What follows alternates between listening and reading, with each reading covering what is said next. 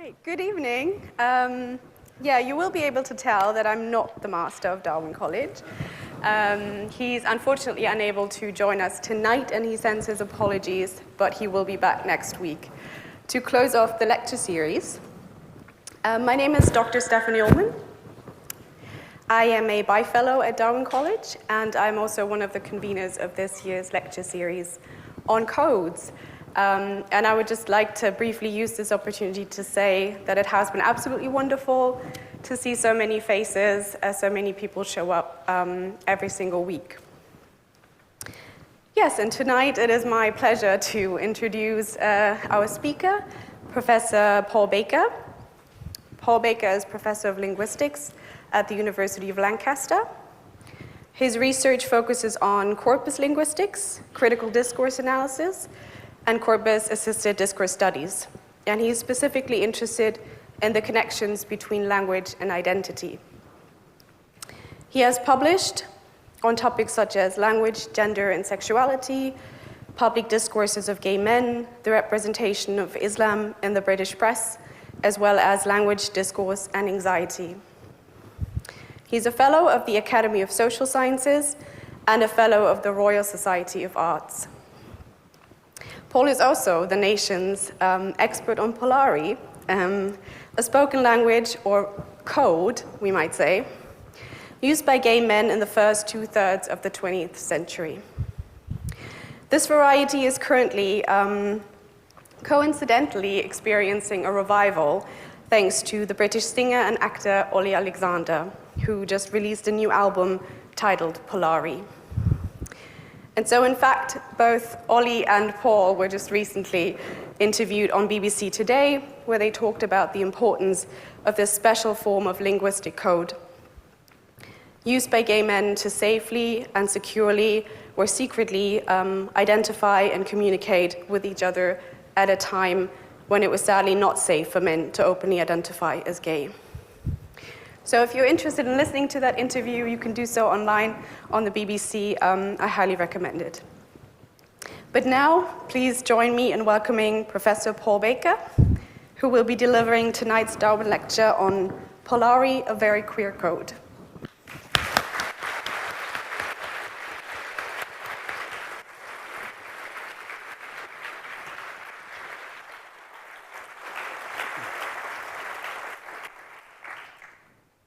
Thank you very much, Stephanie.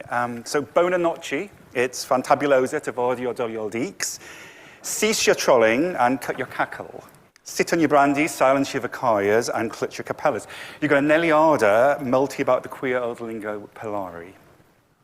Now, all lingos, languages, are codes of communication, really. As Saussure points out, they consist of linguistic components called signifiers, which are used to reference concepts or things, called signifieds.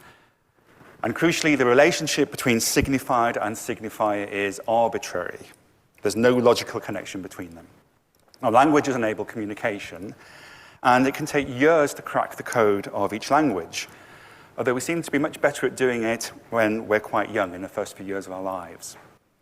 And once we know a language, we tend to no longer see it as a code. It's just a language to us. It's just what we communicate in, especially if large numbers of us are using that language.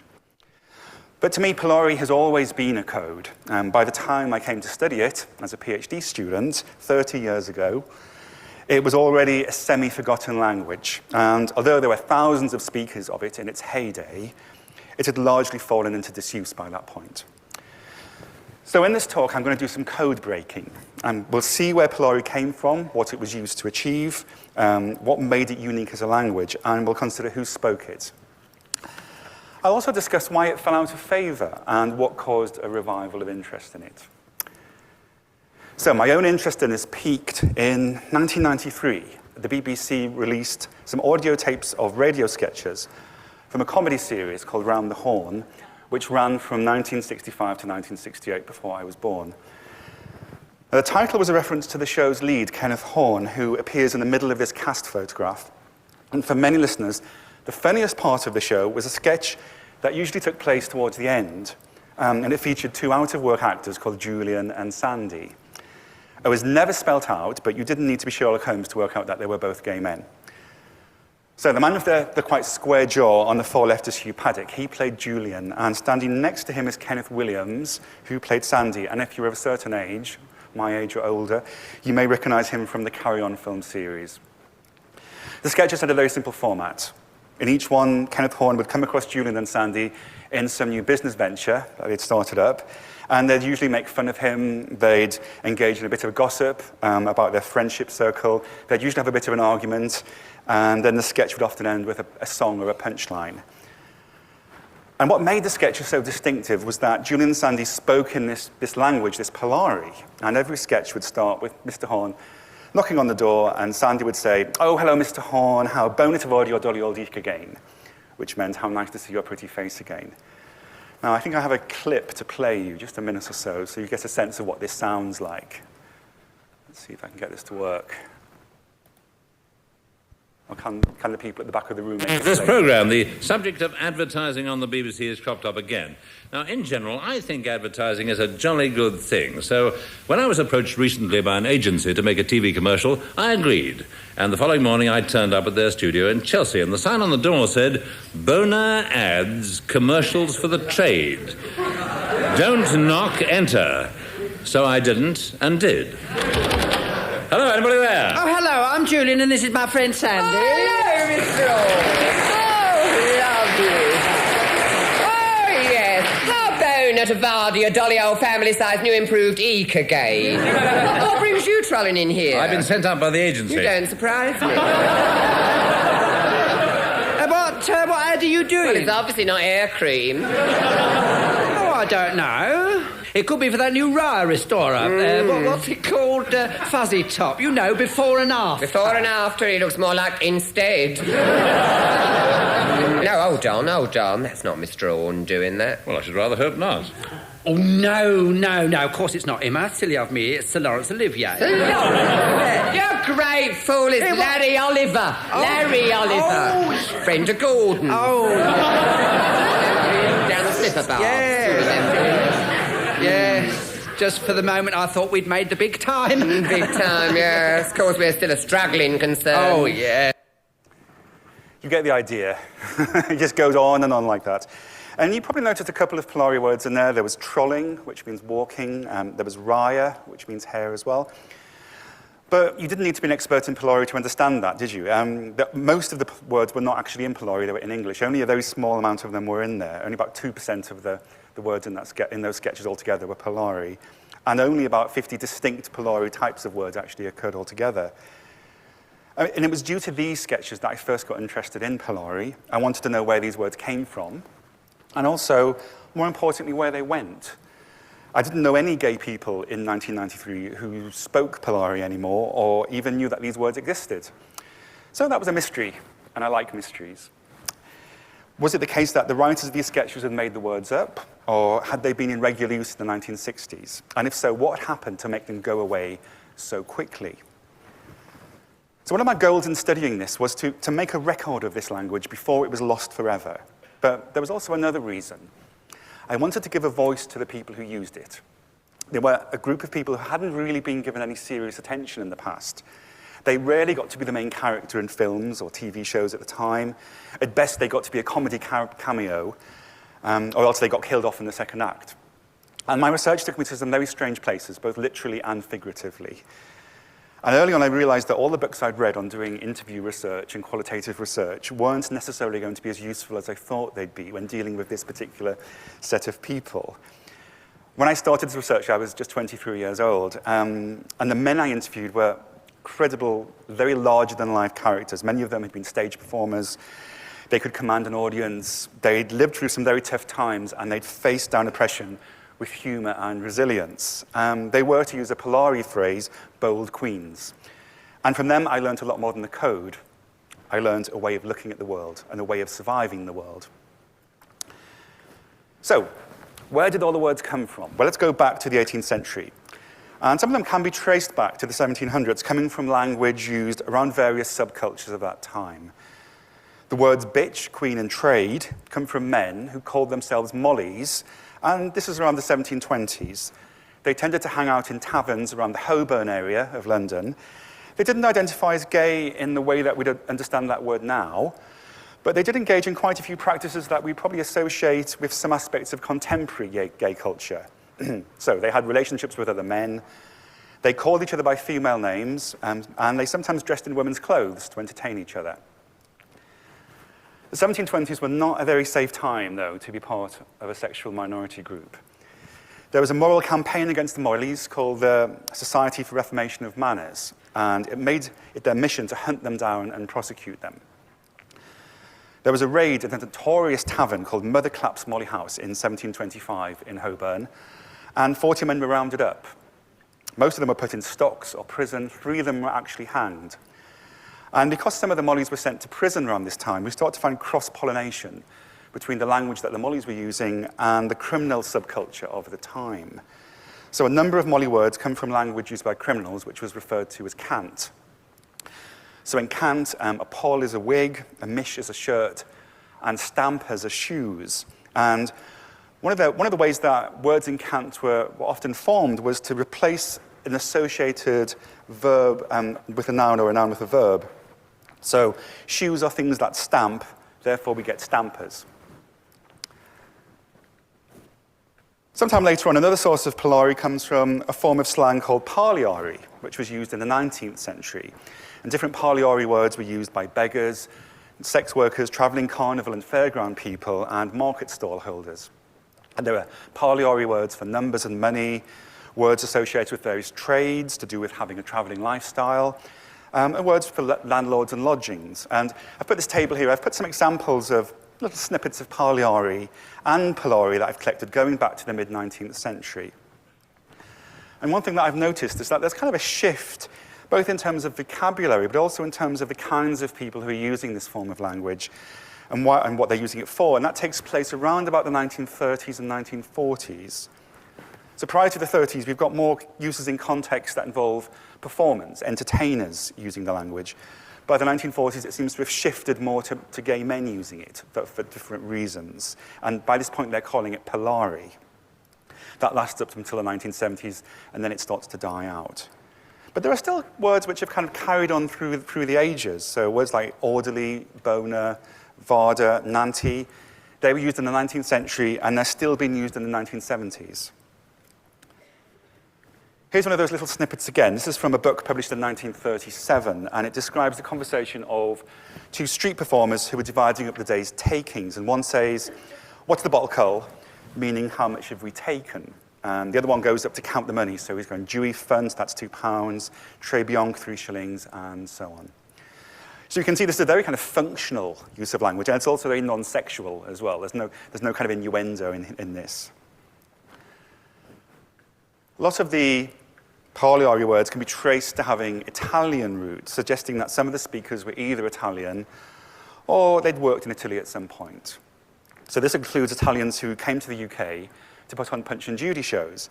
And we get some of the most commonly known Polari words at this point, from this Italian influence on parliari. Words like boner, meaning good, lati for house, and omi for man. Parliari had a number system too, and here are the numbers from 1 to 12. In addition to this, there was cento, which meant 100. And just like with English, you can combine these numbers together to make larger ones. So 50 would be cinquecento, literally 5 tens. 700 would be settecento. 956, anybody? Novecento cinquecento sei, which admittedly is a bit of a mouthful. Now, actors were a despised social group in the 19th century, and like the other speakers of parliari, they often had no fixed abode. They would move from one place to another as work dictated. And this secret language helped them to bond and form an identity, and as we'll see later on, it also gave them protection. Parliari was also a language of entertainers. It started to get associated with 19th century music halls, and people even incorporated bits of parliari into their songs. So one of the hit songs of 1867 was called The Daring Young Man on the Flying Trapeze. You may know it already. There's a verse in it which tends to get taken out and not used nowadays, but I've put it up here on the screen. And in it, it refers to someone called Signor Boner Slang. Now, from the previous slide, you should know that boner means good. Slang doesn't mean language, though, here. It refers to a gymnast's performance. So he's called Mr. Good Performance. And now we move on to the 20th century, and Polari is moving from the music halls and the fairgrounds into the theatre. Gradually, it starts to be associated with gay men who are working in the theatre, often as chorus boys, and they adopted and adapted the language to their own ends. And you'll be most likely to hear it about this point in London, especially popular backstage in theatres of the West End, which is where the characters of Julian and Sandy were based. And it started to be known as Polari, which eventually became Polari, and it was mostly used by camp working-class gay men. Some of these who were working as hairdressers, drag artists, occasional sex workers, also in the sort of the backstages of the theatre as well. But it wasn't just London, it was used in many towns and cities across the UK, especially those on the coast or those that had holiday destinations with lots of people kind of coming and going from them, or places with working seaports. It was also very popular among gay men who worked as waiters or cabin staff on cruise ships like Cunard.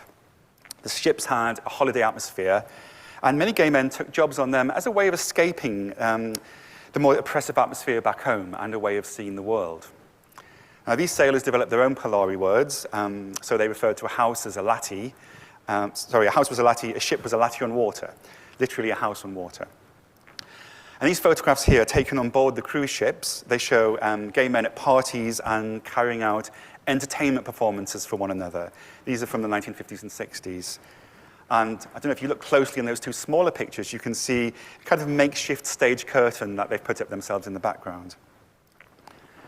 Back on land, it was much more dangerous to be gay.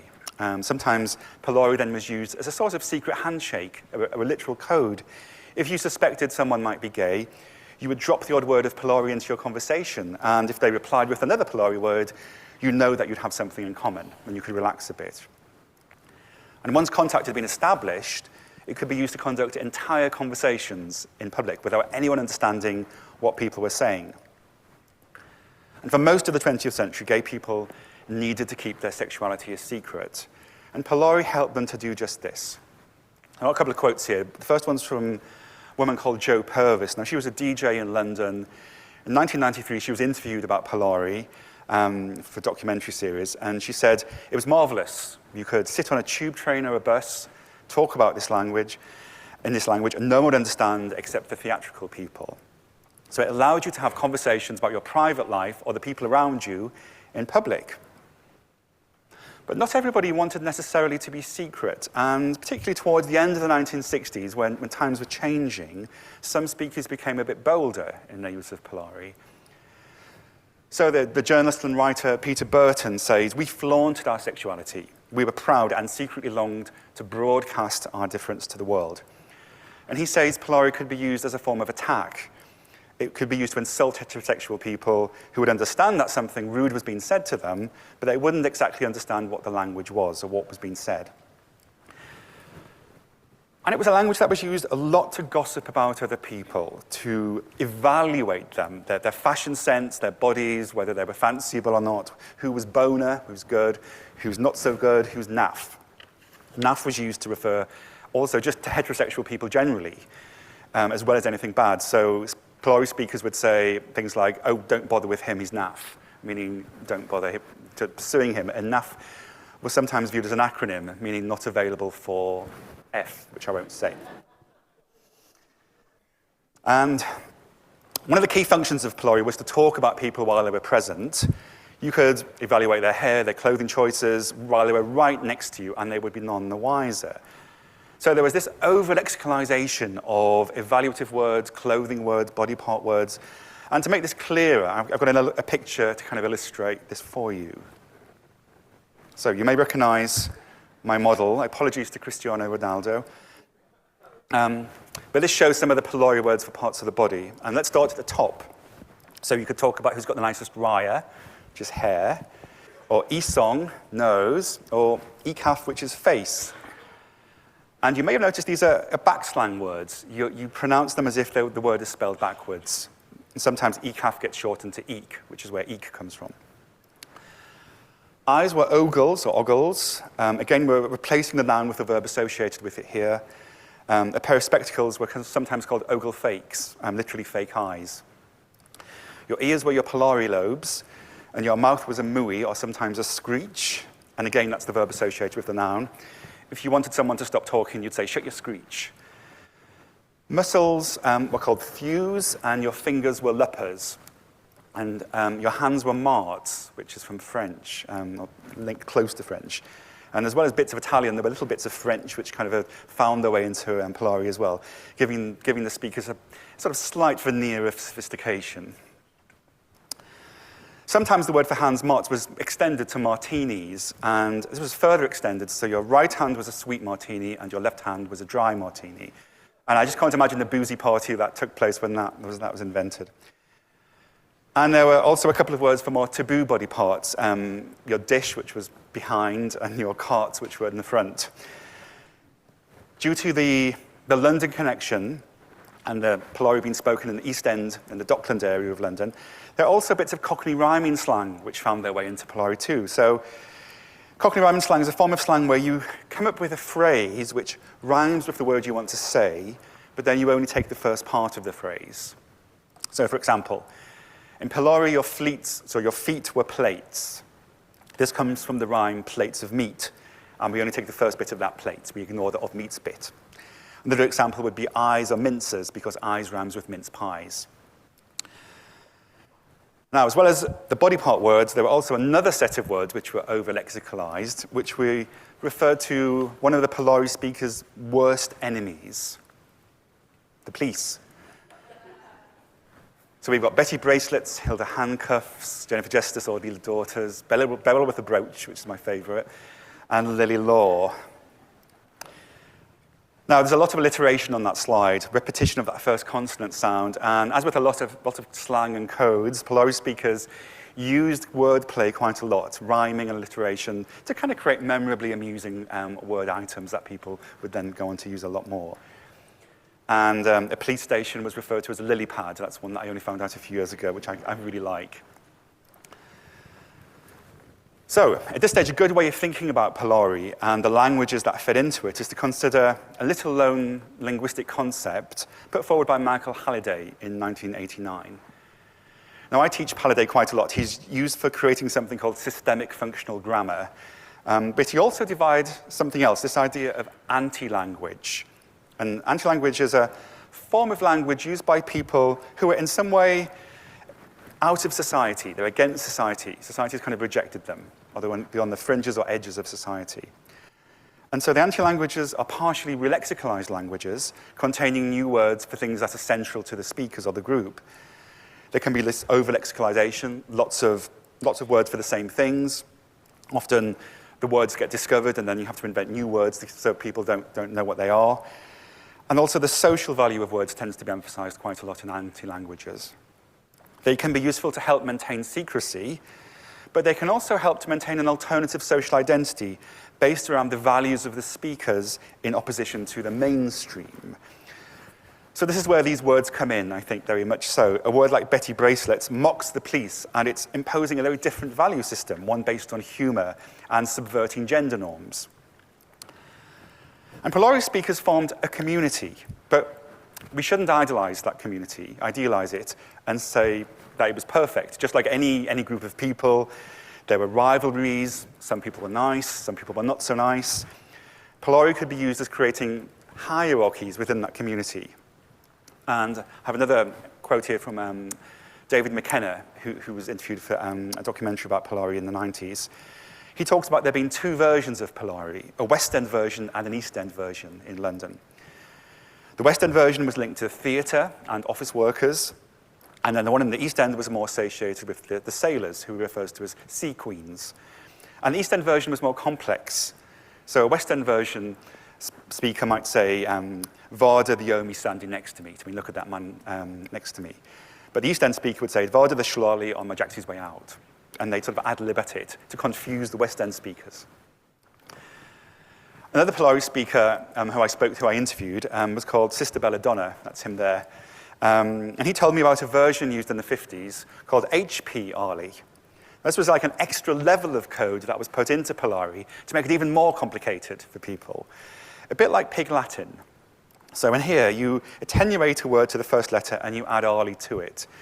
So you could say something like Varda the omi with the lallies, look at the man with the legs, and that becomes Viali the HPali with the liali the arlies, which is, again, quite a mouthful. So even within this community, Polari could be used competitively to assert precedence over others and put one over on members of the community as well as outsiders. And sometimes whole arguments could be conducted in Polari in bars, which would almost like be a spectator sport, with the winner being the one who was most adept at using the language, came up with the funniest insults.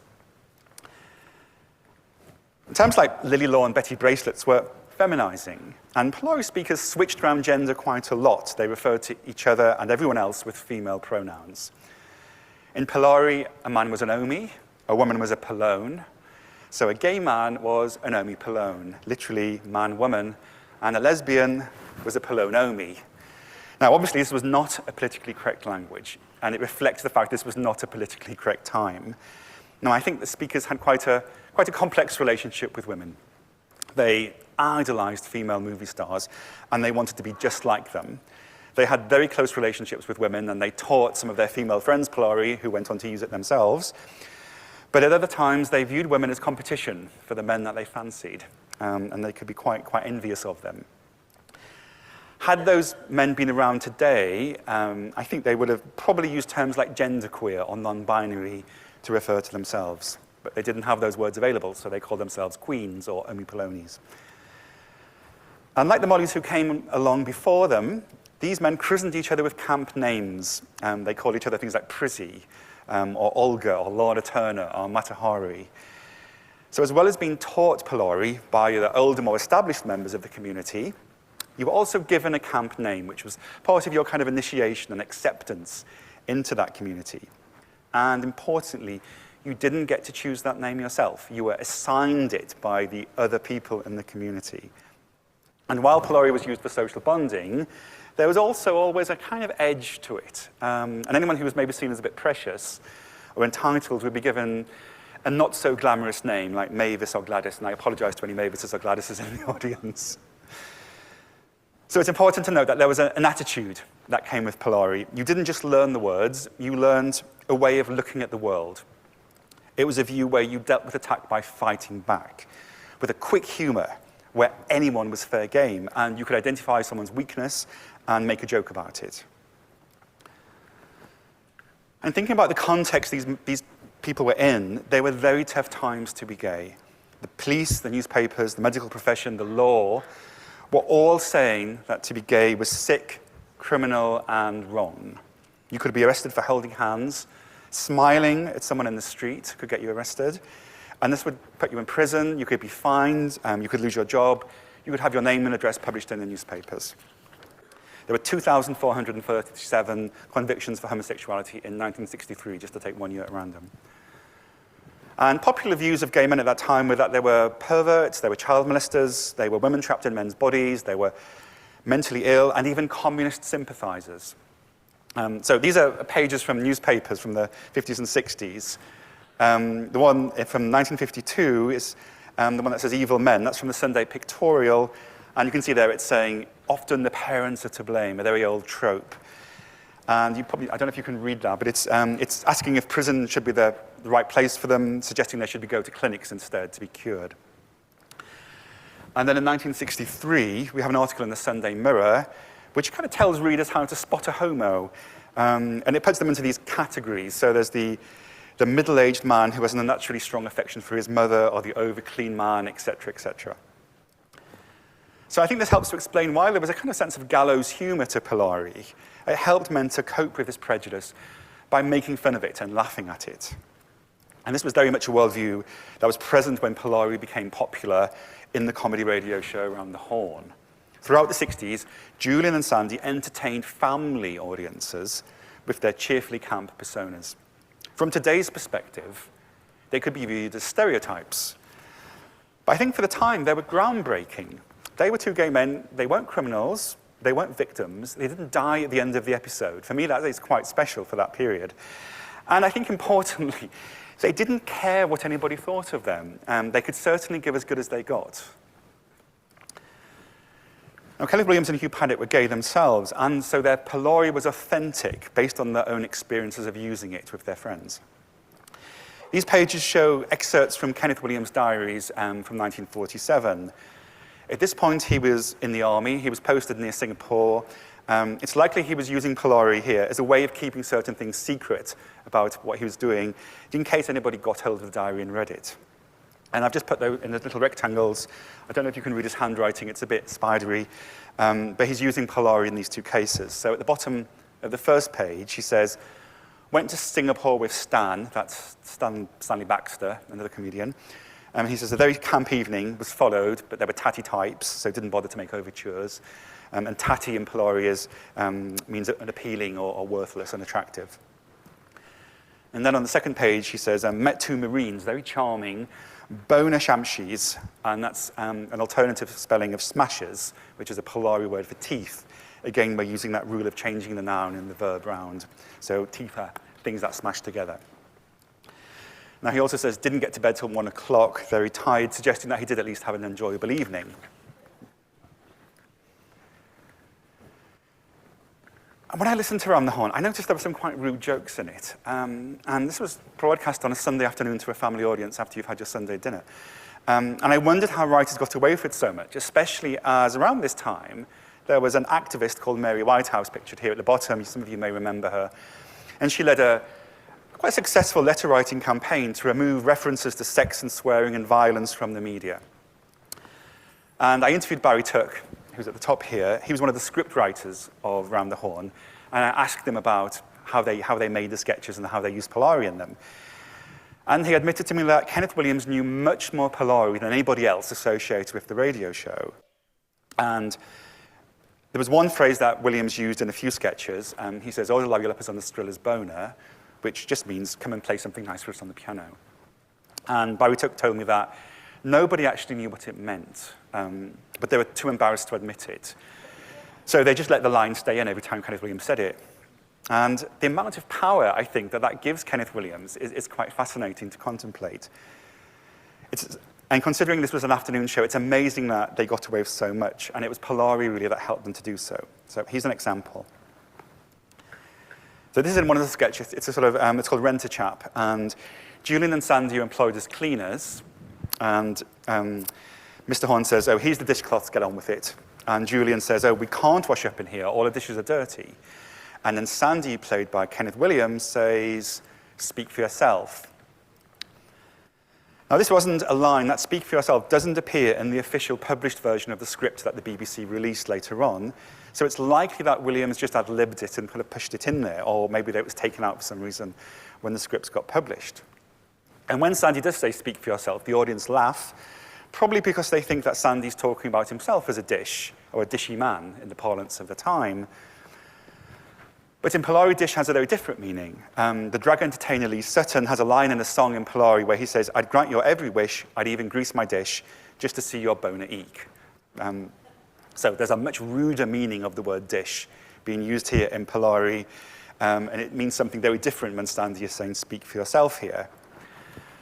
And I explained this meaning to Barry Tuck, the scriptwriter, when I had interviewed him, and he was horrified, absolutely shocked. He hadn't known that that's what dish meant, and he was quite disgusted. And I think that helps to explain why Julian and Sandy escaped from Mary Whitehouse. She did complain about some of the other sketches in Round the Horne, particularly one called Rambling Sid Rumpo. But she left Julian and Sandy alone, and I think it was because of the Polari. It allowed them to be much more outrageous and rude without her realizing it. And even the scriptwriters didn't realize how rude it was.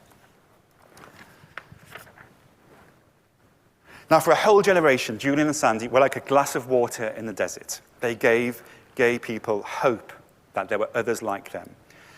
A whole different world existed out there.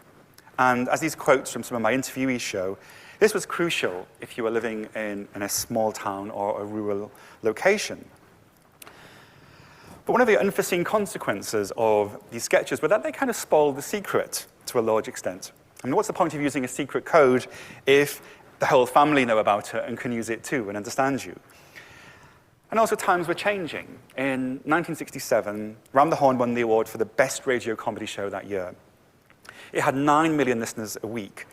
And there were indications then that the public were becoming more accepting of gay characters. That same year, homosexuality was partially decriminalized. And although things didn't change overnight, by any means, it meant that for the first time, gay people could start to organize and campaign without fear of the police raiding the location that they were in. And the subsequent gay liberation movement was a young movement. It was linked to university campuses, and it took inspiration from women's liberation and Black Power movements. This picture is from Sussex Gay Liberation Front, and you can see some of the signs that people are holding. They say things like, gay but not ashamed, and no more sex roles. Now, some of the activists around this time, not all, but some, were quite critical of camp representations of gay men. They viewed them as stereotyping and also as mocking women. And in the early 1970s, gay actors like John Ullmann, who played camp comedy characters on television, were boycotted and demonstrated against. And there was a bit of a backlash by gay people around this time against anything that was seen as camp in the media. And Polari wasn't seen as something that was going to particularly help the liberationist cause. So articles in gay magazines around this time, in the early 70s, start to raise questions about the quite negative and mocking way it was used. So these are examples taken from different editions of a gay magazine called Lunch, which is actually quite a rude Polari word. And in one, the author, Mary McIntosh, is describing camp as a form of minstrelization, where a minority group is kind of playing up to a stereotype about it. She says, Polari is a product of an ambivalent culture, and the terms were used in a negative, mocking way. In a later article in Lunch by Jonathan Raban, Polari was seen as a language of body parts, and again, that F word, which I won't say. And he wrote, isn't it time for everybody to tidy up their toys away, to take a few of the bricks out of the ghetto? In 1982, Princess Anne apparently used the Polari word naff when she was reported in the newspapers as telling photographers to naff off when she fell off her horse during the badminton horse trials. And perhaps by this point, there's a sense that Polari has really run its course. If actual members of royalty are using Polari terms, like naff, it's clearly no longer a secret language anymore. And in any case, Polari is becoming associated with old men. There's one Polari phrase, black market queen, or BMQ, and it refers to gay men who kept their sexuality a secret. It's a term that comes from World War II slang. It may have been very, very on trend to use it in 1941, but if you're still using it in 1981, it's showing how old you are. And instead, there was a very different model in how to be gay that was coming from America, places like New York and San Francisco. This New York look was focused around being very masculine, very butch, not camp. So you wore leather and denim, you kind of made your muscles bigger by going to the gym, you had big mustaches. And these kinds of men were referred to as clones. British men went on holidays in the 1970s to America, taking advantage of cheaper flights then. They found this look absolutely fascinating, and they brought it back to the UK with them. And since then, it's been America that British gay men have looked to more and more for their language cues. Polari speakers used to use the word bold quite a lot. It's a word which is very interesting. It combines kind of a mixture of flamboyancy and shamelessness. And really, to be openly gay in the 1950s, you had to be pretty bold, I think. It's not really a term you hear so much in that context anymore, but you would maybe hear a word like fierce or sassy, which are words coming from the drag culture in America. We no longer talk about BMQs or black market queens, but we do talk about closet queens, a similar kind of phrase.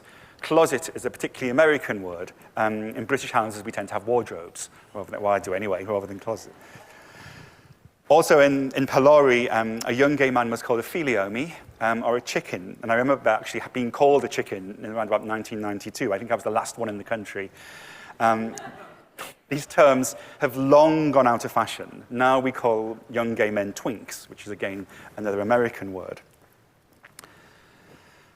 A debate about the usefulness of Polari ran over 3 issues of a letters page of a gay magazine called Boys, which I worked for one summer back in 2000. This debate began with someone writing to say, wasn't it time that words like lallies and trade and boner were consigned to the annals of gay history? They're not useful or relevant. They don't reflect the queer society we live in. And as we approach the new millennium, these words just seem like an embarrassment. Other people responded next week in defense of Polari. One person said, oh, lighten up, it's all just fun. Another person said, it's part of our gay heritage. Why should we turn our back on that? We should respect and remember it. Another reader noted that the two guys who wanted to keep Polari had given their addresses as living in quite remote parts of the UK and said, isn't it coincidence that they live in the sticks? Kind of implying that only very unfashionable people from unfashionable towns want to keep using it. Towards the end, the editor of Boys magazine contributed to the debate, calling Polari evil, which I think is maybe a bit much. And he said, spout your Polari all you like, but live somewhere far, far away from us, like 1954. So by the 1990s, Polari had become naff itself. It was seen as silly, old-fashioned, politically incorrect, and irrelevant, and very well on the way to being forgotten. And that explains by 1992 or so, I didn't know anybody left who spoke it when I went out to gay pubs and clubs. To all intents and purposes, it had become a dead language. Now, when I lecture to first years and graduates, I often give a lecture on dead languages, and I talk about how they often die out because they lose their usefulness. Sometimes people feel that speaking them can prevent them from getting on in life. And there's often a sense of shame around them as well, and so they die out. And once a language is dead, it can be very difficult to revive it. And so that's often the end of their story. But Polari isn't actually a language, it's an anti-language. And perhaps it's appropriate for something that never really followed the rules in the first place. But once Polari died, it started to experience a very strange and rather fabulous afterlife. And this picture is from the exact moment that that afterlife began. Now, this is from a ceremony which took place in the 1990s where the gay filmmaker Derek Jarman, he's wearing the crown here, he was made a saint, he was canonized by an activist group called the Sisters of Perpetual Indulgence. Sisters are a worldwide organization. In the UK, they've carried out blessings and partnership ceremonies for LGBTQ plus people, and they've made notable people, living and dead, into saints to thank them for their work and activism. The sisters decided that they would revive Polari and to thank people for their work. And they would use Polari in ceremonies because it's a dead language, a bit like Latin, and it made the ceremony sound more exotic and strange. And they refer to their use of Polari as high Polari. And I just put a couple of quotes there from the ceremony. Things like, sisters and homies and polonies of the gathered faithful, when I'm getting to the kernel, the nub, the very thrust of why we're gathered here today at Derek's Bona Bijou Lati. And some of the older members of the audience may remember the 80s and 90s were not, again, a good time to be gay. There was a lot of media homophobia. There was a law called Section 28, which I've written about in a separate book. It banned the promotion of homosexuality by local education authorities. So the sisters used Polari in a similar way to it had been used originally back in the 50s, as a way to be defiantly gay and to be camp. But they also took this a bit further, and they showed that camp could be part of a political message as well. And gradually, as the 1990s went on, Polari started to be reevaluated.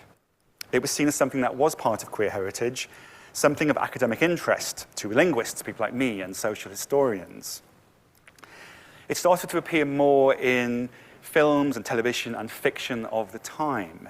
And this has been going on for quite a while anyway. I don't know if any of you are Doctor Who fans. Often, when I give this talk, there are usually a few in the audience. In 1973, in an episode of Doctor Who, the Doctor encounters two aliens called Vorg and Shrina, who speak Polari, but they refer to it as the Tellurian carnival lingo. And Vorg says, Vard the bony Polone, look at the pretty woman. And then he says, Nanti Denali round here, and there's no many round here. And the Doctor, played by John Pertwee, has to confess that he can't understand what they're talking about, which suggests that Polari was too complicated even for his universal translator. A bit later on, we see Polari being used in films and fiction about the 50s and 60s. So I don't know if any of you have seen a film from 1998 called Love is the Devil, which is a biopic of Francis Bacon, the artist. In one scene, Francis tells his boyfriend, played by future James Bond Daniel Craig, who's pictured here on the bed, look at the expression on your eek, look at the expression on your face.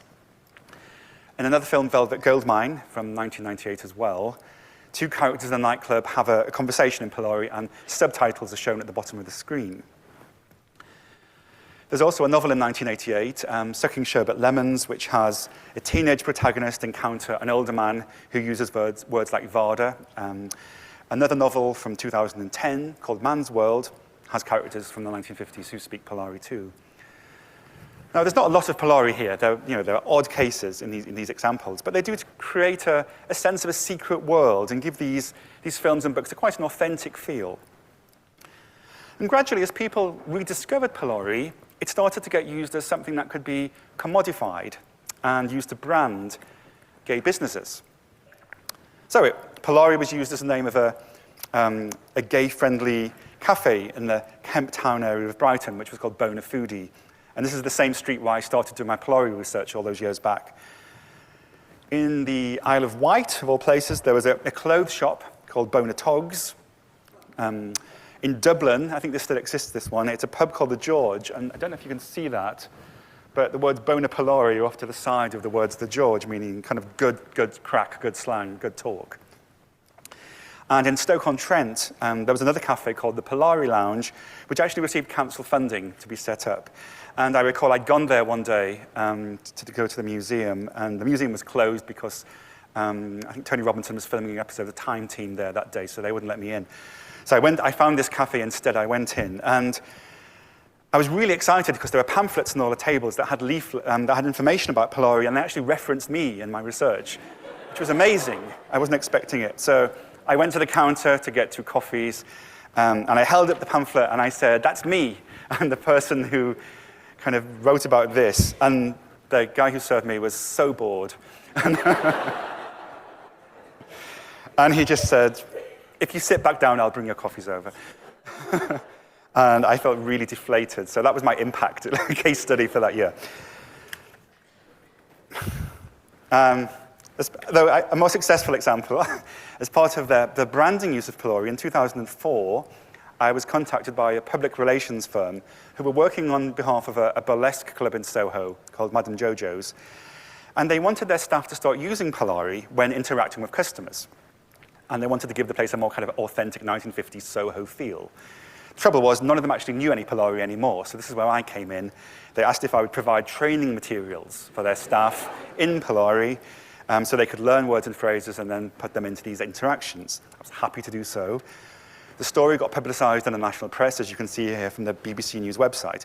And that was the whole point. It was really to get Polari into a story, to get Madame Jojo's into a news story, which would be free advertising for Madame Jojo's. And I think what's interesting now is that we're starting to see Polari gaining what's called cultural capital. It can be used to attract attention and footfall to gay establishments. Here are a few more examples. There's a clothing company called Polari, which has used Louis Tomlinson from One Direction as part of its modeling campaigns. It's been the name of an upmarket online gay journal, a literary salon, a gay magazine. There have been art exhibitions that have incorporated Polari, as well as a range of poems, pop songs, short films, and books. There's even now a Polari beer, which I have to admit is quite nice, and 10 pence of every sale goes towards a gay housing charity, which is also nice. And as mentioned earlier, Polari has been used as the title of Ollie Alexander's latest album, with one of the tracks actually called Polari. And Ollie's a really, really nice guy. I met up with him a few months ago. He told me he'd read my book, and that helped him to kind of get a sense of what Polari was about. And I've given him a few words and phrases to use when going on radio shows and TV shows as well, which has been absolutely lovely and a treat.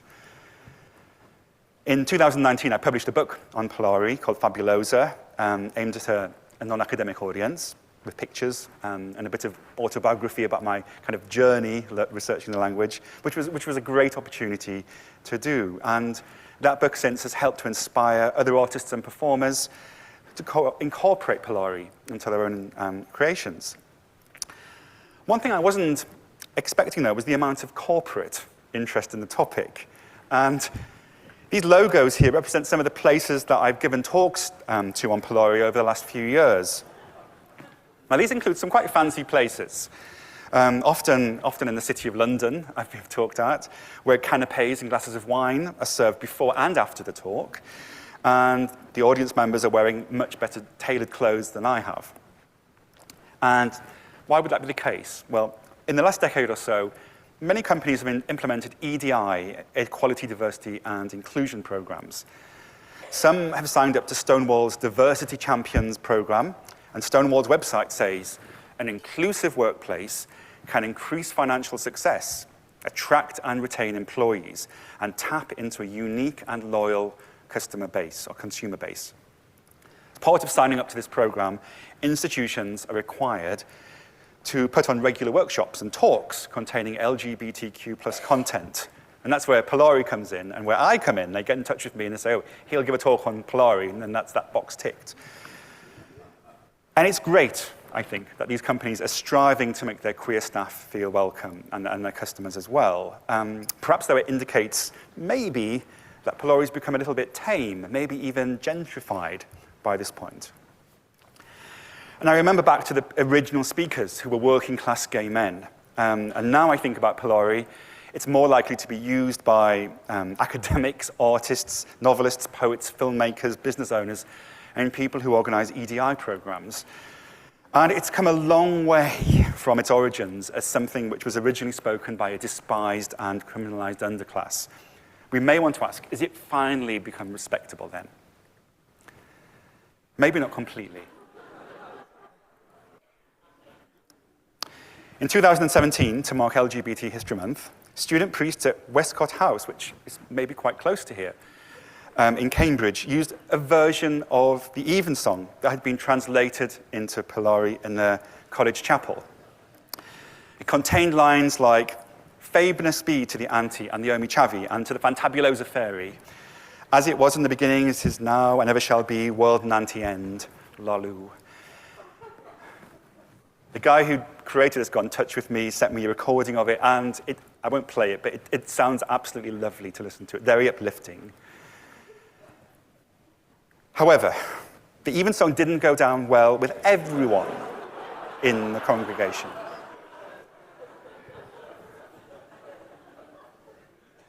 There were complaints, and then a media storm with national newspapers reporting how the service caused some members of the college considerable upset. As a result, the college principal had to apologize. And there were a variety of responses on social media. Some people found it all hilarious, laughing as some of you did. Others just couldn't see what the fuss was all about. Some actually did feel that the use of Polari was genuinely inappropriate in that context. And in case we assume that everyone who complained was staunchly heterosexual, there were a few queer people on my Twitter feed who actually did say, no, this actually should not have happened. So I found that quite interesting. And for me, it shows that even in more recent times, Polari can cause controversy. It can make people laugh, it can make people upset, and that's what it's always done. It also indicates that while there have been huge advances since 1967 in terms of equal rights for gay people, there are still cases where Polari can reveal tensions in society, and I suspect its story is not yet over. We should also remember that while it's legal to be gay or lesbian in the UK, and there's been same-sex marriage for 11 years or so now, things are not perfect. There were 22,839 reports of anti-LGBTQ+ hate crimes last year in England and Wales. Elsewhere in the world, the situation's even worse. 65 countries have laws against homosexuality. Several countries, including Russia and America, have eroded LGBTQ+ rights over the last decade or even in the last few weeks. So we might have our EDI programs, and I might make jokes about gentrification and commercialization, but there's no reason to feel complicit or complacent. Rights can be won, and they can also be taken away. Now, with that said, I don't think it's likely that Polari will ever have a full revival, and really, I wouldn't really want the oppressive circumstances into which it flourished to come back. But I do think it's important to remember what Polari was and the role it played in the lives of gay men and lesbians of that time. And in a way, it's a testament to their creativity, their humor, and their tenacity. These people found a way of coping coping with the situation through language use, through using a code. And they stayed true to who they were. They broke the law every time they went to a bar, every time they chatted someone up, every time they got into a relationship. But they weren't going anywhere. And as a result, they became too difficult for the government to ignore. And indirectly, they contributed towards the change to the law because they refused to follow the law. Now, they weren't consciously political in themselves, but for many of them, just existing, just leaving the house every day and being true to themselves was a political act. And I think queer people around today have a debt to those people, and I think it's important to recognize that and to remember it. I think it's also worth thinking about the way that Polari speakers used humor and camp and Polari words to deal with bad situations that they found themselves in. And I think in some situations that can be very empowering, and it's something that I've kind of taken on myself when I do it myself. We can all have a bad day, and if a bit of camp language or a bit of Polari helps get us through it with a bit of a joke, then why not? Now, I haven't been able to cover everything. I've only had 55 minutes, and you've been very indulgent. If you want to know more, there's the book that I mentioned earlier. And in addition, I've created a companion website, because I keep hearing more and more about Polari from people who get in touch. So I've created a website which has games and some interactive maps about where it was spoken, some more video and sound clips online as well, and some interviews. So much more information is out there. And I hope that if any of you in the audience have things to tell me about Polari, you will let me know, and I can add that to my site as well. But thank you so much for listening. This has been such an honor to give this talk. Thank you.